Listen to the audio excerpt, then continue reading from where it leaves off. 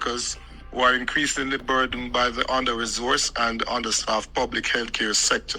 Our concern is not directed at the dedicated civil servants who are often overworked and underpaid, leaving very little room for motivation. Instead, we call upon the government, the minister, and the specific accounting officers in the Ministry of Health and Wellness to address the issue of deep-seated unaccountability and the poor stewardship of the portfolio, which continue to cost Jamaican lives. The Ministry of Health and Wellness has failed to account for Jamaican 700 billion. This includes over 7 million worth of computer equipment that has gone missing, nearly $18 million spent without proper procurement documentation, and the absence of the permanent secretary's approval for relevant contracts. Additionally, more than Jamaican $35 million was spent on consulting services over 9 months without a competitive process or advertisement. The Auditor General identified numerous irregularities in the ministry's expenditure of funds allocated for the COVID-19 pandemic and noted violations of the Financial Administration and Audit Act.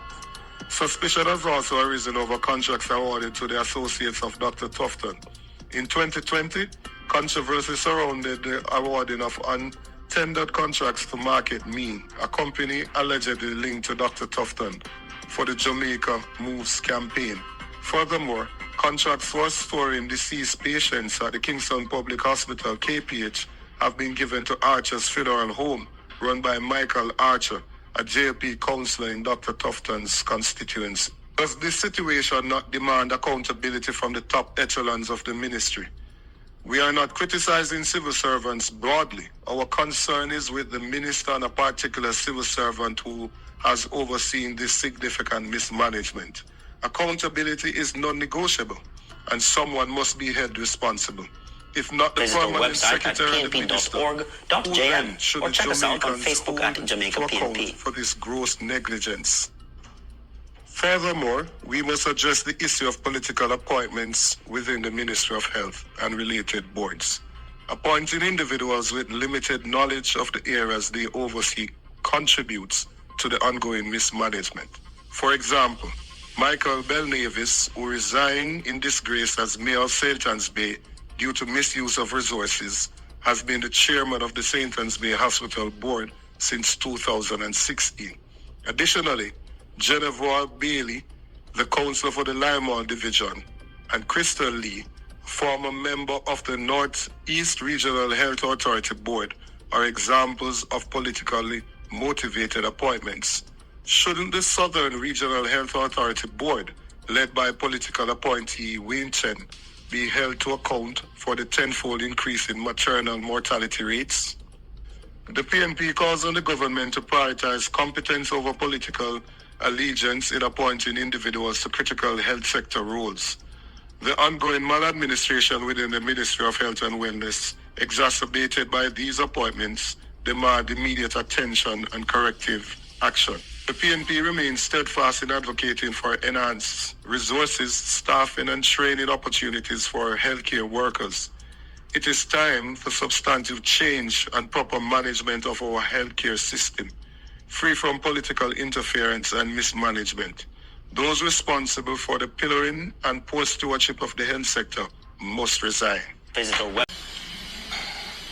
Minister, there is a background to this issue, as you're well aware. In 2015, there was an outbreak which resulted in neonatal deaths, a spike, and there were certain consequences which flowed from that, which were driven by political considerations at the time. In 2016,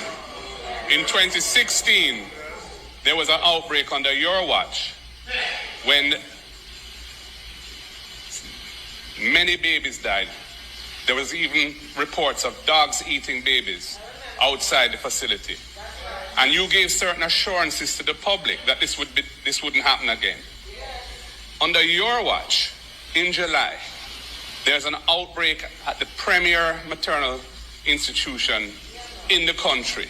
And you are telling this house that you didn't know about it until the end of August in that context? Is that what you're saying, Minister? Well, Madam Speaker, let me just say quickly that I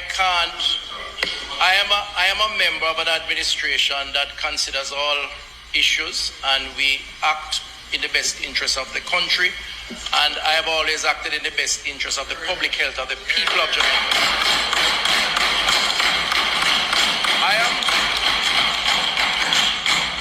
I think it is unworthy to compare what transpired in 2015, because the circumstances can be so much different. And you know, Madam Speaker, again, I am trying to be very gracious because I don't want to appear to be politicizing public health. But you know, that 2015 incident, for all sorts of reasons, generated significant anxieties around how the then administration was managing the situation. In our case, we discovered a problem and we fixed the problem. And that to me is the most important issue to consider. Now, I want to also dispel another fallacy that the member has raised with respect. This issue of dogs eating or having human carcass in their mouth. I need you to check the facts to find out what actually transpired, because it was an orchestrated attempt at creating an impression which actually never occurred in Jamaica. A social media fix, and it was very unfortunate based on the source it came from, where the opposition is supposed to be responsible, and that source came straight out of your camp without calling it.